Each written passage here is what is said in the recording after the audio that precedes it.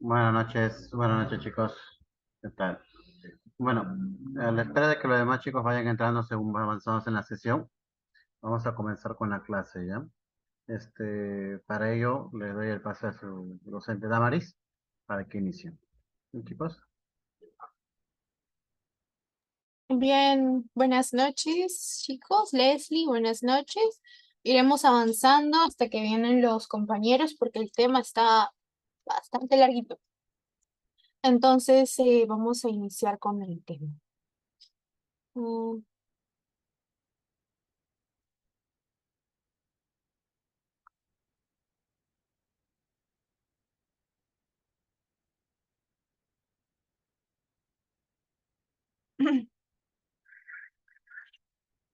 Vamos a iniciar con el género Haemophilus, Bordetella y Legionella. Sobre todo el Haemophilus nos va a tomar un poco más de tiempo porque van a haber distintos subgéneros que nos pueden dar desde enfermedades sexuales, como por ejemplo el chancroide, el Haemophilus chancroide, Lucrei, hasta pues una neumonía, por ejemplo, ¿no? Luego está el género Bordetella, que también va a ser importante, que lo vamos a ver al final, y va a estar Legionella. Para eso, cualquier duda, cualquier pregunta, bueno, Leslie, me puedes escribir por el chat, alzas la manito, si quieres preguntar, no hay problema.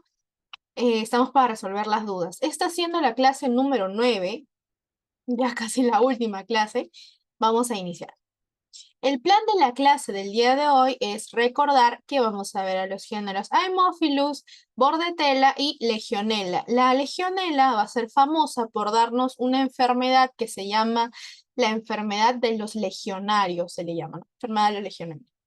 Y también la fiebre de Pontiac, que vamos a ver qué es la fiebre de Pontiac, que por si se pasa rápido o lento, cómo, qué presentan los pacientes aparte de fiebre. Vamos a ver. Bien, bienvenida, BS, no sé. Pues estaba diciéndole a Leslie que igual pueden preguntar y pueden hacer cualquier consulta. A ver, vamos primero con el género Haemophilus.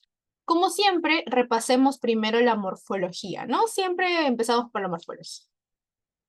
Estos van a ser bacilos o cocobacilos gram negativos. Esto quiere decir que en el agar o donde vayamos a hacer el aspecto microbiológico, sobre todo cuando nos vemos en el microscopio, vamos a darnos cuenta que algunos se van a ver como bacilos y otros van a tener una forma más redondita, como si fuesen cocobacilos.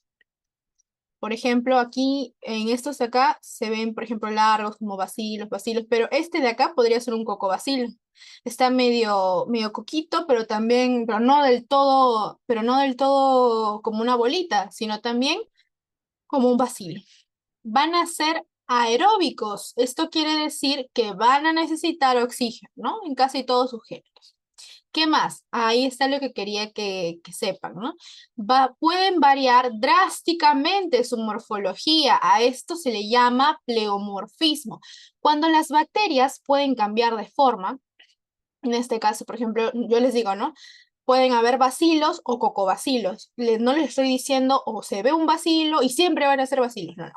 Estos van a tener la distinción para poder escabullirse o poder confundirse con otra bacteria. Van a tener algo que se llama pleomorfismo. El pleomorfismo va a ser cuando las bacterias pueden variar su morfología. Algunos los vas a ver como cocos, otros como cocobacilos, otros como bacilos, ¿no? Esto es el pleomorfismo. Esta es la diferencia con las demás bacterias. ¿Qué más? La Haemophilus, el género Haemophilus, va a requerir factores de crecimiento, entre los cuales va a estar el factor X y el factor B. En los libros que van a ir encontrando, van a escuchar mucho de que hay algunas bacterias que no crecen sin cierto factor. En este caso, el Haemophilus te dice, yo puedo crecer con el factor X y puedo crecer con el factor B. En este caso, vamos a ver qué subgéneros del Haemophilus crecen con ciertos factores. Por ejemplo, el factor Ducrey quizá no tenga los dos, o quizá sí tenga uno, pero necesariamente en los subgéneros van a tener uno o los dos, porque es como se van a llamar sus factores de crecimiento. ¿Qué más? Son bacterias exigentes, por eso requieren medios de cultivos enriquecidos. Estas bacterias de por sí no van a crecer en cualquier agar. Te están diciendo, ah, no, conmigo sí tiene que ser más exigente. Por ejemplo, desde que nos dice que son aeróbicos, ya podemos ir pensando, ¿no? Sí o sí necesita oxígeno. Ya de por sí se le podría decir que es exigente, ¿no? Porque la mayoría de bacterias que hemos estado viendo dicen no sé, anaerobio facultativo, aerobio facultativo. Cuando son facultativos, casi muy poco frecuente de que sean exigentes. Pero si son aeróbicos o anaeróbicos ya de por sí, son bacterias exigentes. Entonces, esta bacteria te dice, yo voy a crecer en un medio enriquecido donde, te dice así, donde solamente sea para mí. Te dice así, ¿no? Eso te está diciendo. ¿Qué más te dice? Incluye organismos comensales con un cierto grado de patogenicidad, que van a haber organismos en este subgénero que van a tener grados de patogenicidad, ¿no? Patogenia, factores de virulencia, que son más virulentos, por así decirlo, ¿no? Más dañinos. Y según la OMS, hay una frecuencia de infecciones graves por Haemophilus influenzae.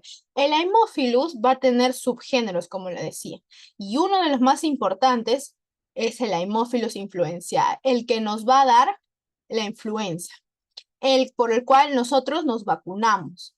Entonces, eso es importante. Por eso es que a nosotros se nos piden las vacunas, ¿no? Por eso es que, sí, ponte tu vacuna de la influenza, ponte tu vacuna de... Entonces, nos pide eso. ¿Qué más nos dice? Del serogrupo B, van a tener serogrupos en letras, desde la A a la F, pero van a haber un serogrupo que va a ser el grupo B, el que nos va a dar, se va a llamar así la enfermedad. Haemophilus influenzae del serogrupo B. La vacuna también se llama vacuna para Haemophilus influenzae del serogrupo B, así se llama. Y van a haber 2 millones de casos por año, ¿no? Entonces, ¿qué recordamos de acá? Bacilos, cocos o bacilos gram negativos. Cuando te dice O, es que puede cambiar. Es pleomorfista, o sea que puede variar drásticamente su morfología. ¿Qué más nos dice? Que van a requerir factores de crecimiento, factor X y factor B. Pero en este caso, no todos los géneros de Haemophilus van a tener los dos. Algunos de los subgéneros pueden tener uno o dos, o los dos, o quizá alguno tiene X, alguno quizá tiene B, o alguno quizá tiene XB, ¿no? ¿Qué más? Nos dice también que son bacterias que van a crecer en medios de cultivos enriquecidos, o sea que solamente para ellos. Y según la OMS, hay una frecuencia por los casos que son 2 millones de casos por año. Entonces, tenemos que prestarle atención. Esta parte, claro, Leslie, claro, BS. Claro esta parte, porque como son dos nomás, tenemos que ir paso a paso con ustedes. ¿Cómo lo ven, chicas? Sí, sí quedó Sí. claro. Ujú. Genial, muchas gracias, Ley. Vamos, acá está. El Haemophilus va a tener, como les dije, subgéneros o también llamados especies, por las cuales se van a llamar su clasificación. En este caso, las especies está el Haemophilus influenzae, el que se lleva de por sí ya la banderita, el que se lleva la coronita va a ser Haemophilus influenzae porque va a estar localizado en nuestro tracto respiratorio. Luego está el Parainfluenzae, que también es el tracto respiratorio, que también se da, pero no con tanta frecuencia.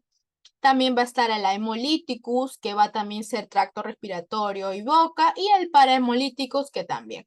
De todos estos, los que más van a ver ustedes, tanto en la universidad, en los exámenes, ¿sí? Van a ser el Influenzae, el Parainfluenzae y el Ducreyi. Y el Aegyptus también, ¿no? Los cuatro.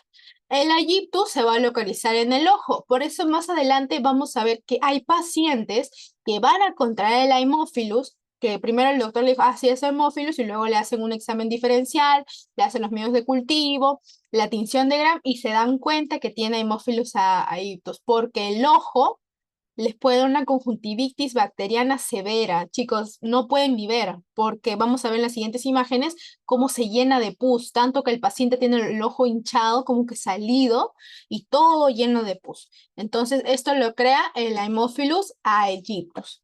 ¿Qué más? También nos dice que está el Haemophilus saprophyllus, el Haemophilus paraprophylus, el Segis, que van a estar en los dientes. Por eso les digo que sí estudiamos, pero esto más que nada se encargan los dentistas, ¿no? Que más de nada los ven ellos. Nosotros tenemos los que colonizan ya el tracto respiratorio, bocas, ojos, ¿no? Y el Ducreggi, que va a dar una infección en el tracto genital. Entonces, para recordar una vez más, se lleva la coronita a Haemophilus influenzae, que ¿dónde va a colonizar? En nuestro tracto respiratorio. El parainfluenciae, tracto respiratorio. El aegyptus en el ojo, que nos van a dar conjuntivitis severa. Y el Ducreggi, que se va a localizar en el tracto genital de los pacientes. Vamos a ver dónde está cada uno. Miren, por ejemplo, aquí solo nos han puesto de los 3 más importantes, ¿no? Influenzae, aegyptus y Ducreggi. El influenzae está en inglés, pero ahora les traduzco. El influenzae nos va a dar meningitis cuando es el tipo B. También nos puede dar una otitis, una sinusitis, una epiglotitis, porque si se recuerdan, dijimos que iba a colonizar tracto respiratorio y boca, ¿no? En este caso nos está diciendo, ok, te puedo dar meningitis, otitis, sinusitis, todos los que terminan en itis, ¿no? Pero de lo que más da la hemófilus va a ser neumonía, bacteriemia, y meningitis. Es lo que más se va a dar.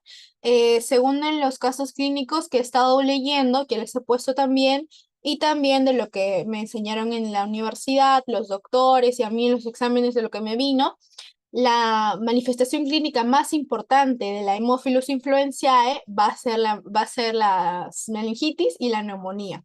Esas dos se van a repetir. Entonces, meningitis nos va a dar otitis, sinusitis, epiglotitis, también nos bacteriemia y neumonía, ¿no? Entonces, los que se van a llevar el tope van a ser la meningitis y la neumonía. Es lo primero que nos va a dar con el Haemophilus influenzae. ¿Qué más? El Haemophilus aegyptus, o aegyptus, ¿no? Pero aegyptus también se les dice, nos va a dar conjuntivitis. Conjuntivitis, tanto se va a llamar conjuntivitis bacteriana severa. No es una conjuntivitis así nomás de que el ojo se te pone rojo, no, sino que ya sale pus del ojo, tanto que el paciente no puede ver. Y nos va a dar algo llamado fiebre purpúrica. En este caso vamos a ver qué es la fiebre purpúrica y por qué nos da el Haemophilus aegyptus. Y el Ducreggi nos va a dar chancroide, el chancro blando. El chancro blando se distingue al chancro duro porque el chancro blando va a doler. El paciente no va a poder aguantar con eso. Por ejemplo, se dice mucho que a la hora de las personas que mantienen relaciones sexuales, a veces tienen como verrugas, así, ¿no? Pero casi no les prestan atención porque no les duele.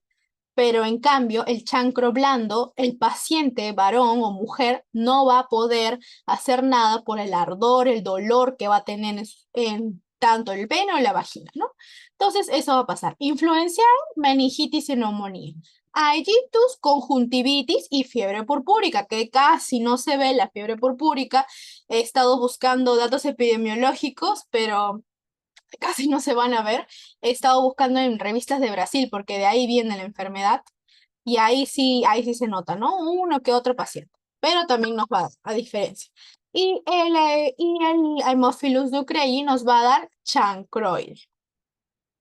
Esta parte, chicas, ¿bien? ¿O repetimos una vez más cómo lo ven? Leslie, están ustedes dos, tienen que... Sí, sí está bien, se entiende. Ya, genial. Están ustedes dos, así que tienen que responderme, chicas. Bien, ahora. El género Haemophilus va a tener ciertas generalidades. Les había dicho que para su crecimiento, ¿quiénes eran importantes? El factor X y el factor Y. El factor X va a ser protoporfirina y el factor B va a ser nicotinamida adenina dinucleótido, NAD, o también llamado factor B. En este caso, nos damos cuenta que algunos van a tener ciertos factores. Por ejemplo, el influenciae va a presentar ambos factores, X y B. El Haemolyticus presenta ambos factores. El parainfluenciae ya no te presenta dos factores, solo te presenta el B, o sea, el NAT. El Parahemolyticus, el B. El Ducrelli, el X, por ejemplo. Acá ya no te presenta el NAT, te presenta el X. Y así los demás, ¿no? Entonces, hay que recordar, esto fue pregunta de un examen, así que por eso puse el cuadro. El influenciae va a presentar factor XB. El Haemolyticus XB, el parainfluenciae B y el Ducrelli va a darnos factor X. El influenciae no hace hemólisis, el hemolítico sí hace hemólisis. ¿Cómo se llamaba cuando una bacteria hacía hemólisis total? ¿Se acuerdan? ¿Cómo se llamaba cuando hacía hemólisis total? Porque lo vimos varias veces. ¿Habrá sido hemólisis beta o hemólisis alfa? ¿Se acuerdan, chicas? Era beta. Muy bien, hemólisis beta. Muy bien, BS. Si me podías tu nombre, te puedo llamar así. Bien, entonces acá hace un hemólisis, acá no es. Entonces, ¿qué quiero? Que este cuadro me lo estudien, este cuadro lo tengan bien recordado, porque no todos van a tener factor XB, no todos van a tener, algunos tienen los dos y algunos solo tienen uno. Por eso les había dicho, hola Maritza, bien Maritza, por eso les había dicho que por favor me estudien este cuadro. Haemophilus XB, Haemolyticus XB y el Ducrelli X, para influenciae B y para hemolíticos B. Entonces, eso quiero que me tengan en cuenta. Ahora sí, pasemos con Haemophilus influenzae. El Haemophilus influenzae va a ser un cocobacilo gram negativo, o sea que va a ser pleomorfista. Va a tener una cápsula de polisacárido, o sea que va a ser más resistente a los antibióticos. Cuando tienen su cápsula, como explicamos en las primeras clases, va a ser como vamos a repetir otra vez este ejemplo, va a ser como una puertita, como tu casa que tiene una puerta, y no solamente tienes una puerta, sino tienes una reja y afuera tienes, no sé, seguridad con candado, puertas eléctricas. Eso es la cápsula para las bacterias. Las bacterias, para que no mueran así nomás, tienen su cápsula. ¿Qué más nos dice? En los años 30, un hombre llamado Pittman identificó 6 serogrupos. ¿Se acuerdan que les dije, hay vacunas y la enfermedad se llama Haemophilus influenzae tipo B? Ya. En los años 30, un hombre llamado Pittman identificó 6 serogrupos. A, B, C, D, E, F. 6 serogrupos, de la A a la F. Basados pues en la composición de la cápsula sacárida. O sea, ¿qué pasaba con este hombre? Este hombre miraba, observaba en el microscopio cómo era la cápsula sacárida del polisacárida de tal bacteria que los ponía de la A a la F. En este caso, el Haemophilus influenzae tipo B va a ser el que nos va a dar las enfermedades invasivas. Acá está bien. El 95% de enfermedades invasivas va a ser causada por el tipo B, Haemophilus influenzae tipo B. Cuando escuchen, sobre todo en los hospitales, ¿no? El HIV le dicen, no le dicen HI, Haemophilus influenzae, le dicen HIV. ¿Por qué Haemophilus influenzae tipo B? El 95% de la enfermedad invasiva es causada por el tipo B. ¿Qué más? En 1988 se aplicaron las primeras vacunas, porque si saben, hay ya vacunas para la influenza, se le dice, Entonces, eso es lo que hay que recordar. En 1988 se aplicaron las primeras vacunas. ¿Qué más? Vamos a subrayar esto y ya está. ¿Para qué cosa querían prevenir? La infección por Haemophilus influenzae de serogrupo B.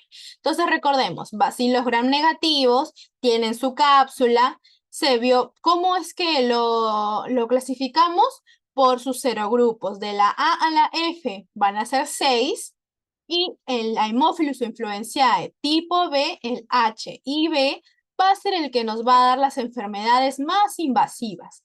Y en 1988 se aplicaron las primeras vacunas que fueron eficaces para poder tratar a Haemophilus influenzae del serogrupo B, así se llama. Hasta aquí esta parte, chicos, ¿entendido? ¿Cómo lo ven? Porque lo más importante de la Haemophilus influenzae es tratar de clasificarlo. Va a ser del 1 al 6. No se olviden que va a ser el serogrupo B el que nos va a dar la influenza, por eso nos aplicamos las profilaxis, las vacunas. Entonces, el serogrupo B.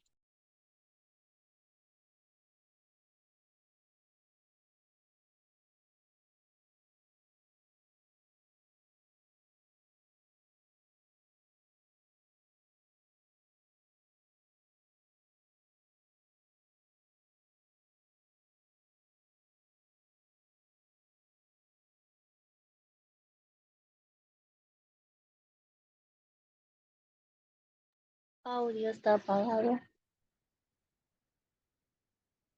Ay, chicos, gracias. Estaba hablando ahí con el micro apagado. Ya. Las Haemophilus influenzae, recordamos una vez más que van a ser cocobacilos gram negativos, ¿no? Que la tinción de gram va a ser de color rojo, eso que ya saben. ¿Qué más? Van a ser anaerobios facultativos. En este caso, Haemophilus influenzae, el grupo como tal, va a ser un anaerobio facultativo que puede vivir con o sin oxígeno, a diferencia de los demás grupos que vamos a ver ahora. Y van a haber pues colonias pequeñas, convexas, de borde regular y aspecto brillante. Esto lo vamos a ver más adelante cuando veamos métodos de cultivo en las siguientes diapos. Nos vamos a dar cuenta que cuando damos cuando plantemos la bacteria, nos vamos a dar cuenta que casi de sus esquinas de la bacteria van a estar brillantes. ¿Y qué más? Van a haber pruebas bioquímicas, por ejemplo, que le vamos a hacer al paciente, como pues pruebas de indol, actividad de ureasa, no sé, fermentador de glucosa, tampoco es hemolítico, si se acuerdan no era hemolítico, entonces si supongamos, sabemos que un paciente presenta hemófilos, pero queremos saber de qué tipo presenta, tenemos que hacer las pruebas de hemólisis, ¿no? Algunos son positivos, otros son negativos, y ahí tenemos que ver qué tipo de hemólisis hace, si hemólisis beta, alfa o gamma, ¿no? Y luego, que también hay que recordar de aquí, que va a ser catalasa positivo. Catalasa positivo lo va a ayudar a que se pueda diferenciar con los demás subgéneros que van a ver. Y pues este de acá, Haemophilus influenzae, sí va a requerir los dos factores, X y B. Este sí va a requerir los dos factores. Y va a ser resistente a la ampicilina y al cloranfenicol. Por eso es que vamos a usar distintos fármacos, ¿no? Entonces, ¿qué hay que recordar de aquí? Que estos sí van a ser anaerobios facultativos, gram negativos, van a tener un aspecto brillante a diferencia de los demás y van a ser catalasa positivo, no son hemolíticos, lo cual le va a ayudar a diferenciarse. Y este sí requiere factores X y B, ambos factores. Y pues son resistentes a la ampicilina. En este caso, aquí por ejemplo, esto es en tinción de gram, nos damos cuenta que se ven rojos justamente porque son gram negativos. Y así es como se ve. Vamos a la siguiente. Ahí está. Los medios de cultivo, lo que les decía. El Haemophilus influenzae va a ser bastante estricto para poder crecer. Tienes que tener un ambiente adecuado. En este caso, es anaerobio facultativo, ¿no? Con o sin oxígeno puede vivir. Hay un agar que no se les había enseñado hasta ahora porque no era requerido. Ahora sí. Se llama agar de chocolate plata. Así se llama. Yo no se llama agar chocolate, sino agar chocolate plata. El agar chocolate plata va a tener este color de aquí. Y casi no se van a escuchar porque las bacterias que necesitan del agar chocolate plata van a ser bacterias muy exigentes, como por ejemplo la Haemophilus, ¿no? Entonces, aquí, por ejemplo, si se dan cuenta, estos de aquí sobre todo, como que brillan un poco, ¿no? En este caso. Y aquí, en la Haemophilus influenzae, acá sí es en agar chocolate, nada más. Acá dice CO2, el CO2. Por ejemplo, acá también en su medio de cultivo nos damos cuenta que hay partes donde han sembrado más que se pueden ver algo brillantes, ¿no? Entonces, ¿qué quiero que me recuerden de esto? Que en los exámenes, más que nada, les van a preguntar en qué medio de cultivo crecen, si es estricto o no es estricto, y en este caso sí es, y también es bastante fastidioso de crecer, ¿no? Entonces van a crecer en un agar que se llama agar chocolate plata, y también en el agar chocolate, ¿no? Pero en el agar chocolate plata casi siempre se va a usar. Y también hay un agar que vamos a ver más adelante que se llama agar patata glicerina. También van a crecer ahí, y los más fastidiosos son los que crecen. Entonces, hasta aquí tenemos esto acá. ¿Cómo lo ven, chicos? ¿Está esta parte bien? ¿O repetimos algo? ¿Alguna duda? ¿Alguna pregunta? ¿Cómo lo ven, chicos? Mm, ya por el chat pueden escribir. Maritza, Leslie. Mm, mm, mm. Ah, ya, bien, ya, todo claro. Continuemos. El Haemophilus influenzae, como les decía, tanto las vacunas y las bacterias, no se les dice solamente Haemophilus influenzae, sino Haemophilus influenzae del tipo B, porque van a haber serogrupos, 6 serogrupos de la A a la F. Y en este caso hablamos de la Haemophilus influenzae tipo B. Va a dar una infección bacteriana severa, tan severa que más que nada se va a dar en los infantes. Por eso es que se pide la vacunación antes de los 5 meses. Al bebé se le tiene que vacunar antes de los 5 meses, ¿no? Para Haemophilus influenzae. Pero le dice, no le dices completo, sino le dices una vacuna para la influenza. Entonces, ¿qué más? La causa principal de meningitis bacteriana. Lo que les decía, les estaba diciendo que si bien es cierto la Haemophilus influenzae nos puede dar un montón de enfermedades conjuntas, ¿no? Pero meningitis bacteriana y neumonía por Haemophilus influenzae van a ser los dos cuadros clínicos más importantes. Esos son los dos cuadros clínicos más importantes. Y las enfermedades, en caso si clasificásemos enfermedades invasivas en niños, esta sería una de las que se llevaría el premio, porque menores, infantes menores de 5 años están teniendo Haemophilus influenzae por falta de vacunas, porque hay padres que no llegan a vacunar a sus hijos, entonces, por eso. 2/3 de los casos ocurren entre niños, ¿no? Entonces están diciendo que mayoritariamente Haemophilus influenzae se va a dar en menores de 18 meses, ¿no? Gente, niñitos, infantes, bebés que todavía no se vacunan. Y también se desarrolla la enfermedad invasiva del Haemophilus influenzae del tipo B antes de los 5 años de edad. Lo que les decía, chicos, de los bebés más que nada menores de 5 años van a ser los que lo van a contraer más rápido. ¿Por qué? Por falta de profilaxis, ¿no? Que una falta de vacuna, una falta de atención médica, porque es lo que los bebés mueren, justamente por falta de vacunas, pero también por una falta de atención médica instantánea. ¿Y qué más? Con las vacunas conjugadas, con las vacunas conjugadas para la Haemophilus influenzae tipo B, disminuyó la incidencia en el 99% de los infantes. O sea que desde que se crearon las vacunas, ya los infantes y los niños pequeños y nosotros en general, los adultos, los que no se han vacunado todavía, ya la gente no moría, no se contagiaba por las vacunas. Entonces hay que recordar eso. Entonces la Haemophilus influenzae de tipo B va a ser una infección bacteriana severa. Tanto en el Murray van a ver que en las últimas páginas sobre todo hay como cuadros estadísticos de las enfermedades que causan neumonía y que son más severas. Y una del tipo de bacteria que causa neumonía más severa es el Haemophilus influenzae. Creo que más adelante le puse una radiografía de pecho. Entonces ahí podemos ver. Va a darse en infantes, por eso si tenemos hijos, hermanitos, recordar que hay que vacunarlos, por favor, vacunar, no sean antivacunas, vacunarlos antes de los 5 años, según su cuadro de vacunación, el que le pidan en la posta. Y pues, más que nada, nuestro público principal de aquí van a ser los niños. Entonces, si tuviésemos un caso de un paciente que viene con tos, fiebre y dio positivo para hemófilos, por ejemplo, y no está vacunado, no ha tenido profilaxis de vacuna, no ha tenido su vacuna, podríamos sospechar, y supongamos que nuestro pacientito tiene, no sé, 18 meses, bueno, 18 y 17 meses. Entonces podríamos sospechar que es Haemophilus tipo B, ¿no? Y acá también se puede ver en la coloración, cómo se ven las colonias convexas aquí.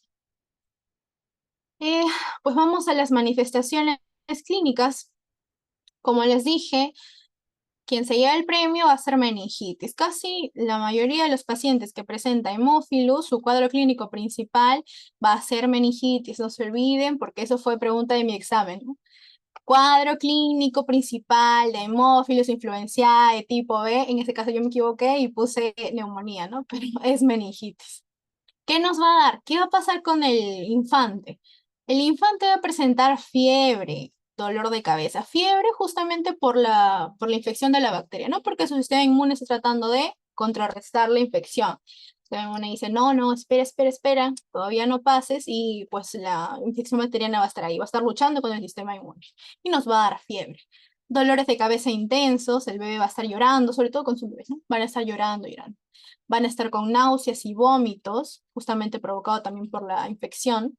Van a tener un cuello rígido. Esto también es importante. Cuando los pacientes presentan meningitis, en general, pero también como dato aquí, que tienen el cuello muy rígido, que si les haces mover para un lado, les duele mucho, ¿no? Gritan de dolor, no pueden moverlo. Los pacientes que presentan meningitis van a tener el cuello rígido, no pueden mover el cuello. Van a tener fotofobia o también llamado pues sensibilidad a la luz, ¿no? Les van a arder los ojos y pueden entrar en convulsiones, ¿no? Y ya en casos más graves entran pues en coma, que los niños no despiertan ya.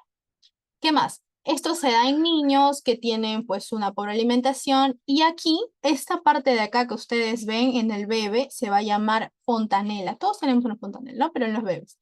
Esta parte de aquí va a verse más como un bultito.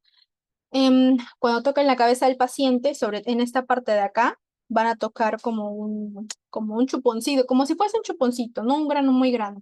Van a tocarlo y van a darse cuenta que está abultado. Eso nos puede decir que hay un cuadro de meningitis, ¿no?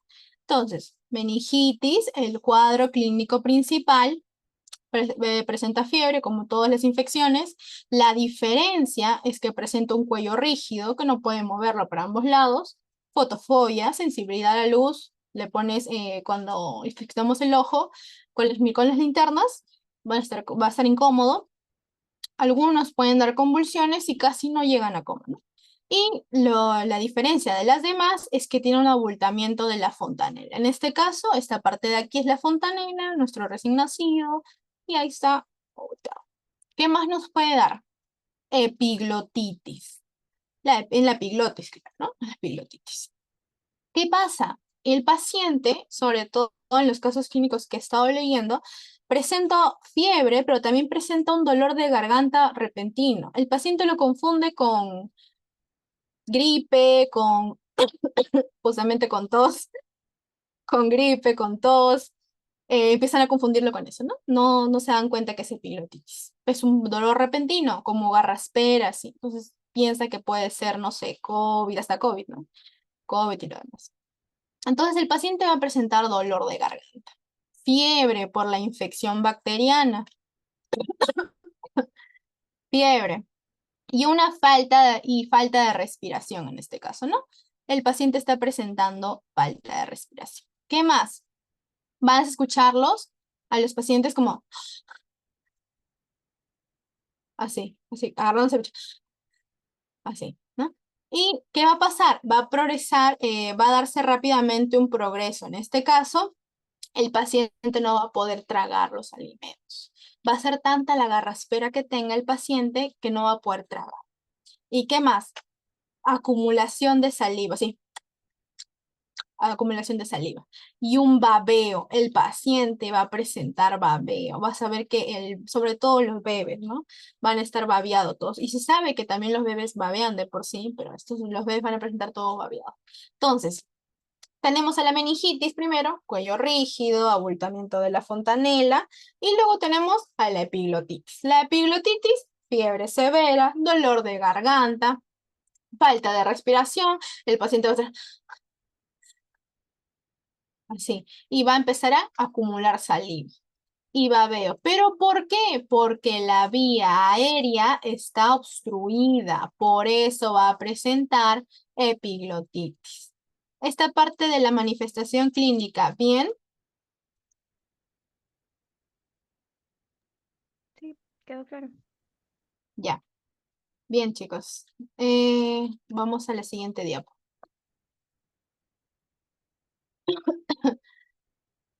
Disculpen si ando tosiendo, ando un poquito mal. Bueno, ya me está pasando, ¿no? Pero la semana pasada sí estaba peor. O sea, aún me ha quedado la garganta, pero la garganta. Manifestaciones clínicas.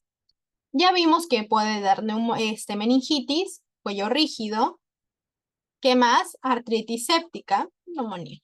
Veremos primero la neumonía. La neumonía, el paciente va a tener una dificultad respiratoria, va a tener taquicardia, fiebre justamente debido a la infección, tos y evidencia de neumonía. En los rayos X vamos a darnos cuenta que los pacientes, que los doctores diagnostican neumonía.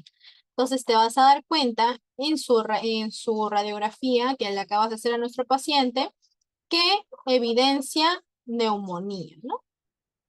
Entonces va a tener dificultad respiratoria y taquicardia. ¿Qué más? Cuando hablamos ya de artritis séptica, el paciente se van a dar cuenta que por algún movimiento menor, por ejemplo, mover tan solo la pierna, por ejemplo, en círculos, nuestro paciente va a tener dolor, va a referir dolor, no va a poder mover, va a estar sentado y va a tener que ir al hospital ya porque de por sí hasta caminar le va a doler. Entonces va a presentar un edema y dolor al movimiento. Entonces, tenemos en el primer lado neumonía, el paciente presenta neumonía, dificultad respiratoria severa, taquicardia, fiebre por la misma infección y tenemos artritis séptica. Artritis séptica que va a ser disminuida el dolor va a ser intenso, no va a poder estar, no se va a poder mover, va a tener que estar en el hospital, internado hasta que le puedan ayudar, ¿no? Neumonía y artritis séptica. ¿Qué más? Esta parte es bastante importante. Eh, a diferencia de las demás bacterias, el Haemophilus influenzae nos va a algo que se llama celulitis periorbitaria. ¿Qué es la celulitis periorbitaria? Esto que tiene el bebé así, está inflamado en su ojito, es. La celulitis preorbitaria puede ocurrir a cualquier edad en general, pero recordemos que nuestra epidemiología, que nuestros pacientitos, que son los que van a ser más frecuentes de infección bacteriana por Haemophilus influenzae de tipo B, van a ser los infantes menores a 5 años. Ya tenemos una referencia, acuérdense. Esta infección puede ocurrir después de un rascado, lesión o picadura de algún insecto alrededor del ojo, lo que le permite que gérmenes ingresen a la herida. ¿Por qué a los menores de 5 años se infectarán más rápido? Porque sabemos que nosotros todavía tenemos conocimientos de asepsia, ¿no? Que nos lavamos las manos antes de tocarnos los ojos o la cara en general. Pero ¿qué pasa con los infantes? Caminan o gatean, sobre todo gatean. Cuando gatean y tienen la mano toda sucia y se empiezan a agarrar el ojo, empiezan a tocarse adentro del ojo, empiezan así. Absolutamente todo lo que ha tocado fuera del ojo, lo que ha tocado todo en el piso, se lo va a empezar a meter al ojo. Entonces eso. Permite que los gérmenes ingresen al ojo. Se puede dar por un rascado, por una picadura o incluso porque la propia mano del infante, ¿no? Ya el tratamiento casi siempre incluye antibióticos, ¿no? ¿Y qué va a pasar? Esto de acá, que ustedes ven esta protuberancia, va a estar llena de pus. ¿Y qué va a pasar? Tienen que drenar en cirugía drenan el absceso, ¿no? Porque necesitan o pueden aliviar la presión del espacio alrededor del ojo. ¿Qué significa esto? Que por una infección el ojo va a estar hinchado, va a estar de pus y obviamente se le da un tratamiento, pero cuando ya el ojo está así con celulitis preorbitaria, el doctor va a tener que drenar eso, va a tener que drenar La puse. Entonces, celulitis preorbitaria tenemos cualquier edad, pero necesariamente a menores de 5 años. También puede ocurrir por un raspado, una picadura, incluso la propia mano del infante. Y el tratamiento va a ser antibióticos por intravenosa. Sin embargo, como el ojo ya está de esa forma, de esa manera, van a llevar una cirugía para que puedan drenar el absceso. En este caso, hablamos de, puede ser pus, o simplemente para aliviar la presión del ojo. Entonces ya ahí baja. La importancia clínica de esto, ¿no? Un segundo, que un poco la importancia clínica. En la importancia clínica vamos a ver que los pacientitos más que nada van a presentar conjuntivitis, celulitis y neumonía del adulto, ¿no? En este caso, recordemos más que nada que Haemophilus influenzae nos va a dar neumonía. Conjuntivitis también, pero neumonía también, sobre todo neumonía, porque conjuntivitis vamos a ver que hay un subgénero de aquí que nos va a dar exactamente conjuntivitis, neumonía. El Haemophilus influenzae tipo B va a haber un porcentaje de enfermedades que lo va a causar. En este caso, esto solamente es un cuadro de Haemophilus influenzae tipo B. Tenemos un 50% de meningitis, o sea que casi todo lo que les dije, que era necesario recordar sobre la meningitis, sí, esto es lo que prima. Nos damos cuenta que la meningitis va a ser el cuadro clínico principal. Primer cuadro clínico va a ser este, el primer cuadro clínico, meningitis. No se olviden, por favor. El doctor les va a hacer preguntas y ustedes ya tienen que estar sabiendo. Primer cuadro clínico de Haemophilus influenzae tipo B va a ser meningitis, el 50%. Luego está la epiglotitis y también está acá la neumonía. Estos dos van a ser también los secundarios, pero también se van a dar. Pero con mayor recurrencia vamos a ver a la meningitis con un 50%. Casi todos los pacientes van a estar con meningitis, ¿no? También puede estar por epiglotitis, neumonía y lo demás, ¿no? Pero sobre todo vamos a darnos cuenta de la meningitis. ¿Está hasta acá claro, chicos, esta parte?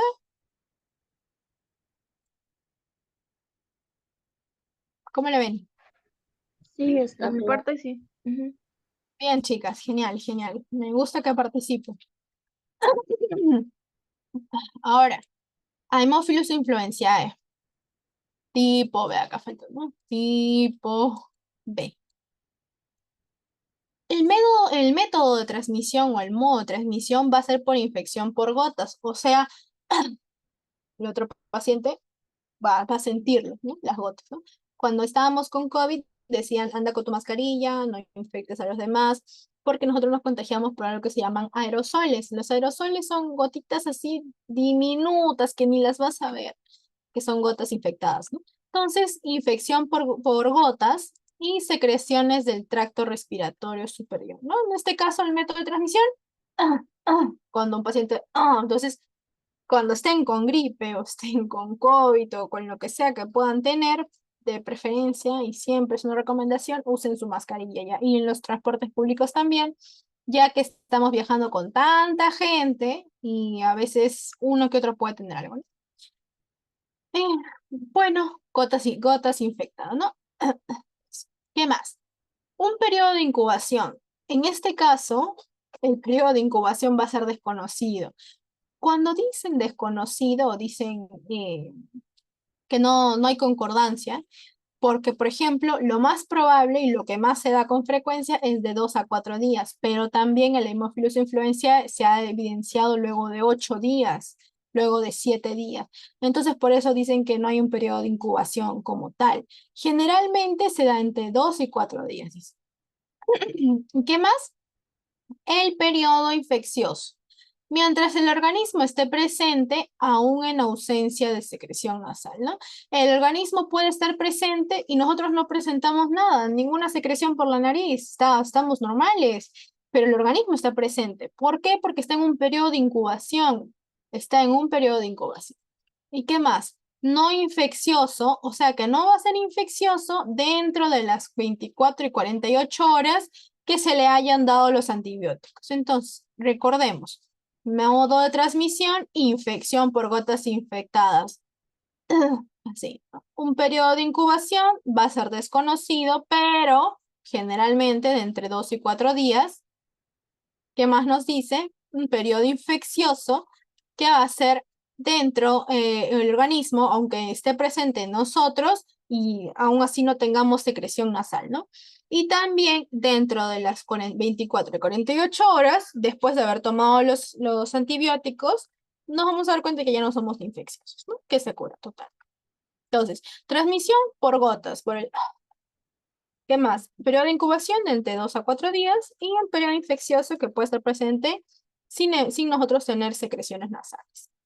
La profilaxis de la Haemophilus influenzae, como ya les había dicho antes, según el Centro de Control y Prevención de Enfermedades, van a recomendar que las vacunas contra Haemophilus influenzae tipo B para todos los niños pequeños y todos los infantes tienen que vacunarse contra hemófilos influenzae. Desde ahora, si tienen sobrinitos, hijitos, niñitos en casa, todos deben estar vacunados con hemófilos influenzae porque puede llegar a ser mortal. Vimos que un 50% estaba con meningitis. Entonces, los del Centro de Control y Prevención de Enfermedades recomiendan vacunas contra la hemófilos influenzae tipo B. La vacunación contra la Haemophilus influenzae tipo B va a ser en menores de 5 años. Nos damos cuenta que la Haemophilus influenzae más que nada afecta a menores de 5 años. Por eso es que nos dicen eso. ¿Qué más? Los niños necesitan dosis múltiples de entre 3 a 4 inyecciones de la vacuna, ¿no? Y en caso de, eso es en otro país, pero en caso de Perú, se les vacuna una vez por influenza. ¿Y qué más? La Centro de Control y Prevención también nos dice que a partir de los 2 meses ya podríamos estar vacunando al infante con Haemophilus influenzae. 4 meses y bueno, 6 meses si es necesario. En este caso, te están diciendo que hay 4 dosis, ¿no? De 2 meses, 4 meses, 6 meses y 2 años. En este caso, más que nada, recordar que antes de los 5 años, a nuestro menor, al pequeño en casa, hay que estar vacunándole contra el Haemophilus influenzae. ¿Qué más nos dice? Ah, ya está acá. Luego de haber pasado el Haemophilus influenzae, vamos a tocar un tema importante, como el Haemophilus aegyptus o aegyptus. Se descubrió en 1984 en Sao Paulo. Por eso es que vamos a ver que a la fiebre purpúrica se le dice fiebre purpúrica brasileña. ¿Por qué? Porque se descubrió en Sao Paulo, porque se vio por primera vez en Sao Paulo. Antes se le conocía como bacilo de Koch-Weeks. A ver, ¿cómo puedo explicar? Ahora, cuando hablamos de micobacterias, en este caso de tuberculosis, vamos a darnos, bueno, la siguiente clase nos toca tuberculosis, pero sobre todo en esta parte, nos damos cuenta que el micobacterio en tuberculosis nos va a dar algo llamado bacilo de Koch, ¿no? Una enfermedad de bacilo de Koch. Pero antes al Haemophilus aegyptus se le llamaba bacilo de Koch-Weeks, aunque ahora ya no se le llama así, sino se le llama Haemophilus aegyptus. Pero lo puse para que recuerden que antes se le llamaba así y que hay referencias bibliográficas, por ejemplo, en el Selvier, que se le va a llamar también, se le va a llamar bacilo de Koch-Weeks, pero casi ya no se le llama así. ¿Qué más? Va a causar la fiebre purpúrica brasileña. Si se dan cuenta, este infante de acá está morado. Esto es lo que da el Haemophilus aegyptus. Este infante está morado. Eso es lo que da. ¿Y qué más? Una conjuntivitis purulenta, aguda, lo que les había dicho. No puede ver, la persona que causa conjuntivitis no puede ver nada porque todo el ojo está de pus. ¿Y qué más? Ojo rosa nos puede dar, que vamos a ver imágenes, y tiene un periodo de incubación de entre 1 a 2 semanas. O sea que es regular tiempo para identificar que nuestro paciente puede tener Haemophilus aegyptus. La tasa de mortalidad es del 75%. Muy, muy grande.